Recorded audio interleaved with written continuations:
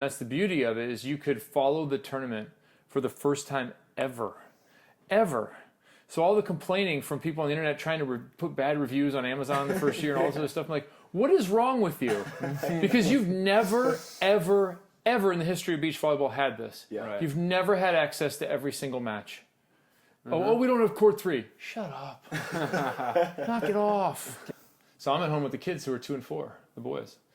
And now I'm a stay-at-home parent. So now I'm facing all those same stay-at-home parent things that are not unique to gender, but just unique to position, where it's like, my whole day is goldfish and sandwiches.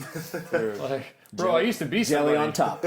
Jelly on top. That's got to be pretty humbling. I mean, now that I'm...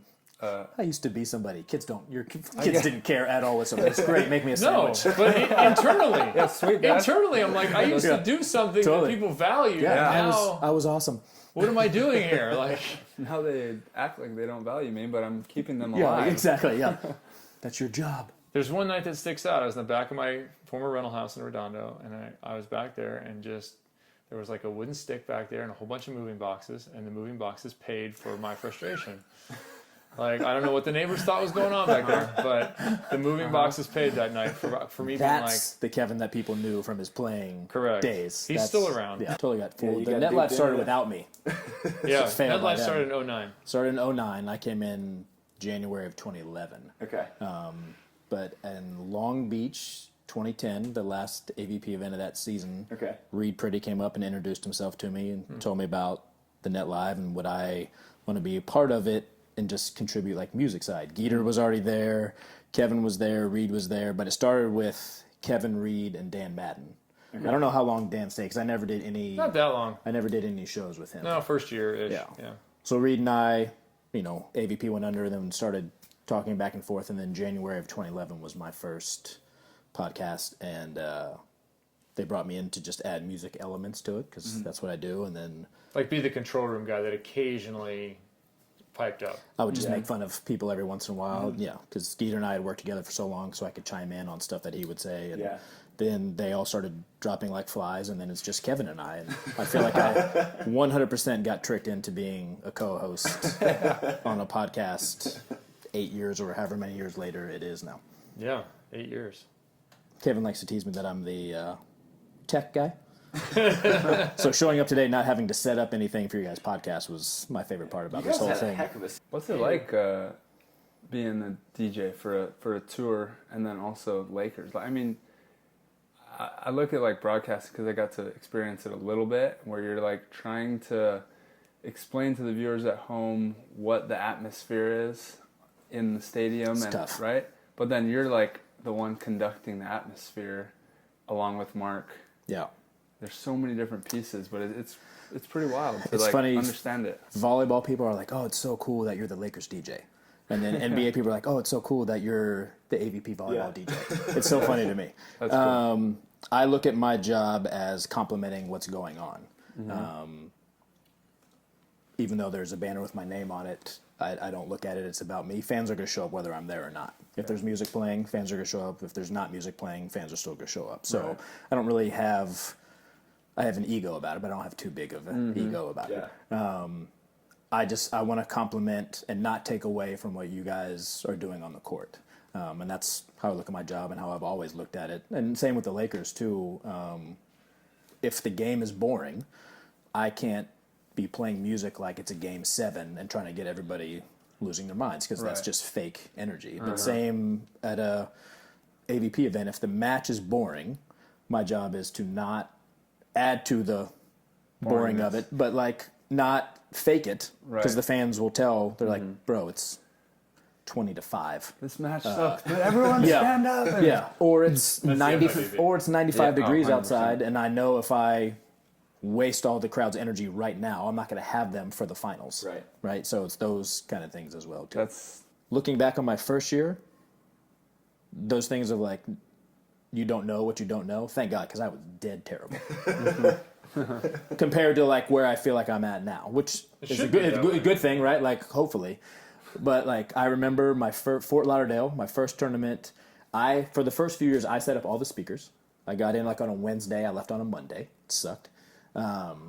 Set up all the speakers, but I set them in the stands because an AVP event is different than any other venue, because if you go to any other venue, the speaker stack's usually hanging from the middle of the arena, where here, what are we going to have a big crane holding that over? So to try to get the audio evenly distributed throughout a stadium like that outside is not ever going to happen, because something people don't know, if the wind blows, it blows the highs and the mids. So if you're sitting to the left of the speaker and the wind's blowing to the right, you're not going to hear it as much as the person literally sitting 5 feet away from you.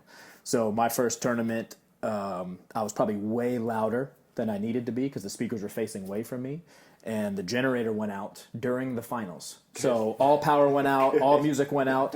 The entire stadium started cheering that the music was turned off. That was my first event. It was awesome. It was awesome. And I knew that they were cheering the music off because it was killing them. I was blasting them in the face. Yeah.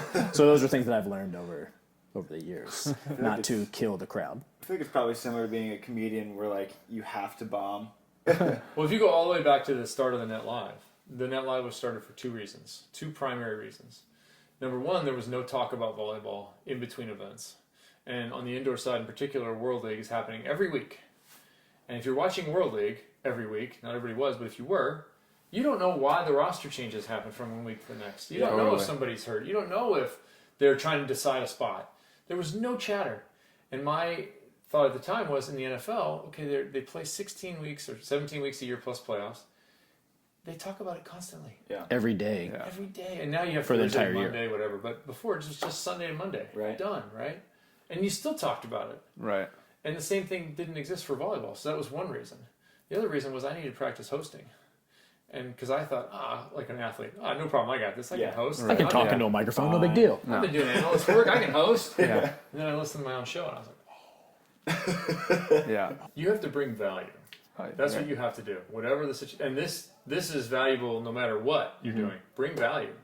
Same for me. Why do I do all the art? Do I need to spend all this time doing art? Right, yeah. I enjoy it, but I enjoy bringing value to what I'm doing. I enjoy going to the event and bringing extra stuff and doing the hammer and hitting balls into the crowd. And the blend between show and sport is a delicate one.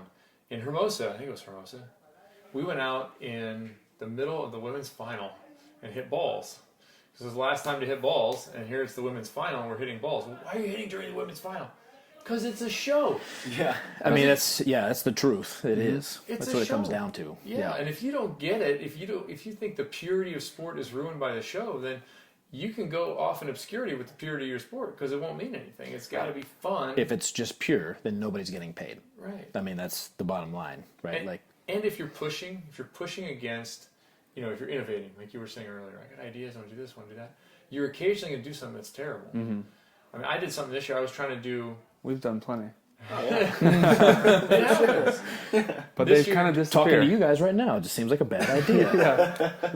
My idea was to do a costume for each city from a movie. Okay. And do a character with the history of the event or the history of the city. Yeah.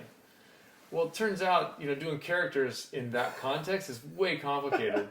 So I'm doing Jeff Spicoli down in Huntington Beach. And while we're shooting it, I know it sucks. Like, this is horrible. The inner dialogue is like, this is not going well, Kevin. Yeah, and they're like, well, let's do it again. I'm like, I don't really, okay, fine. So I do it, and I actually got grief from the production side about, like, it wasn't funny. I go, yeah, I know. I'm surprised we aired it, because bomb that. Yeah, it happens. Totally bombed. So I tried it again in Austin, and I toned it down a bit. I just went with the costume and with the history of. It was okay, but it wasn't worth continuing. Right. Mm-hmm. But you have to know that. You got to push against that to know, okay, that sucked. Yeah. It's hard to know, too, like, when to kill an idea or when you're like, okay, well, if I just make a couple tweaks, this will be good. Right. I feel like that's one of the harder things to, like, kind of understand about new ideas. Well, and how will you get better if you're not trying new stuff? Exactly. Yeah, there's a delicate balance to that all the time. All the way up to the tour level. Yeah. If you try something and it doesn't work, do you try something else, or do you keep banging your head against the wall or not? Do we serve Phil every single time just to see if he'll get tired? Let's find out. The score's 21-3. That didn't work. Yeah, son of a... Yeah. But I tell young people when I speak now to college teams, young folks, whatever, tell them one thing that's an important message. Remember, wherever you are, you chose to be here. Or there, right? Yeah. You chose to be there. Mm-hmm. So don't complain about where you are if you chose to be there. Yeah. That's the whole thing when people win the lottery. What's the first thing they say when they win the lottery? What are you Damn gonna it, do? I gotta pay taxes. Well, okay. What's Yeah, the that too, second? yeah. People are like, what are you going to do now you won the lottery? What do they say? I'm going to buy a bazillion things. I'm Or, going to quit my job. Oh, right, Yeah. yeah. If that's true for you right now, that you're going to quit your job if you win the lottery tomorrow, go quit your job. Yeah. Right. Oh, I can't because... No, you can. Right, yeah. You're free to do whatever you want. You're Yeah. not stuck. So remember, if you're there at a volleyball tournament or you are watching online, you chose to be there. You don't like it? Go away. I love that. You're firing me up, Yeah. Kevin. No problem. but that also doesn't... Yeah. Yeah. Yeah. When certain players like Hayden or Jeremy K-Spear look like they just jumped in the ocean and then immediately onto the court to side out. Oh, Hayden looks like that all the time. by True. the way. That's very true. He's gross. I'd have to stop. Dude, I had to handset all of his passes for a few years. Coming off his soaking wet platform. Anytime I got called for hand, that's His fault, John, It's on me. yeah. As you're going to handset and you just see it glistening in the sun. Look You're at like, this. No, it's like it's spinning, and then I'm just getting God. wetness on my face. That's Sweat. not an exaggeration your at all. sweat is in my eye, bro. Oh yeah, you'll set, and then there'll be like moisture on John your Hayden glasses. in your eyes. Yeah, you'll see like droplets on your glasses. I'm like, awesome. oh, gross. John, My first year in gross. the national team with John, '97. We were in Puerto Rico playing in the Norseco event, and we had an open air gym. It's hot and humid and everything else. John took his shirt afterwards and wrung it into a 12-ounce cup. Yeah, It was full. So disgusting. dude, he works out. It's my trainer now. He introduced me to him in the valley, which is just a desert. Shots fired. Yeah. Suck it, John. In a garage, like we've gotten it up. I think it was like 100 degrees at least in there. Like Just doesn't matter what time dripping of the year. sweat, yeah. And he's already John Hayden. Like it's gross. That's why you guys have 2% body whole- fat, because you just sweat it out the whole If time. he's doing yeah. arm stuff, you cannot be in front of him because like there's sweat coming straight off the fingertips, and It's they're like going. it's like the Mr. fan. Yeah. Just John Hayden. I'm like getting my reps. John, I'm trying to work out over here. Dude. Hilarious. Bring it. That is hilarious. Yeah. we have Love it. our final question that we ask every guest. If you had to give one piece of advice to an up-and-coming beach volleyball player or indoor volleyball player, whatever it may be, Or DJ. or Yeah. DJ or podcaster or broadcaster, what would that piece of advice be? I'll let Kevin go first, because now I got to think about that answer. All right, I kind of back to what I said earlier about you chose to be there. Whatever it is, if you're dedicated to the process, you'll find your space. So if you're a beach volleyball player, you never get past the qualifier, but you want to be a part of the community, you'll find some way to do that. If you end up working on the TV show, or you end up working for the AVP, or maybe you end up with What's this USA guy? Volleyball, or whatever it may be. You may find yourself working for Volleyball Mag, whatever it may be. If you're all in, you'll find some level of whatever that is, either natural talent, because natural talent is one thing, also work is another thing, and serendipity is a third factor. Whatever that is, you'll find yourself in that industry if you want to be there. Love it.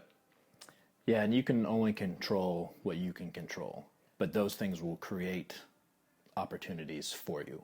Yeah.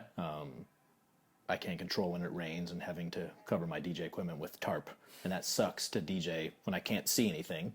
Like, but if the players are playing, I'm still going to do that. So it's either I can complain about it, or we just have to deal with it and go through it, right? So there's only certain things under my control, and if I am comfortable with that, and then create other opportunities from that, who knows what doors will be open.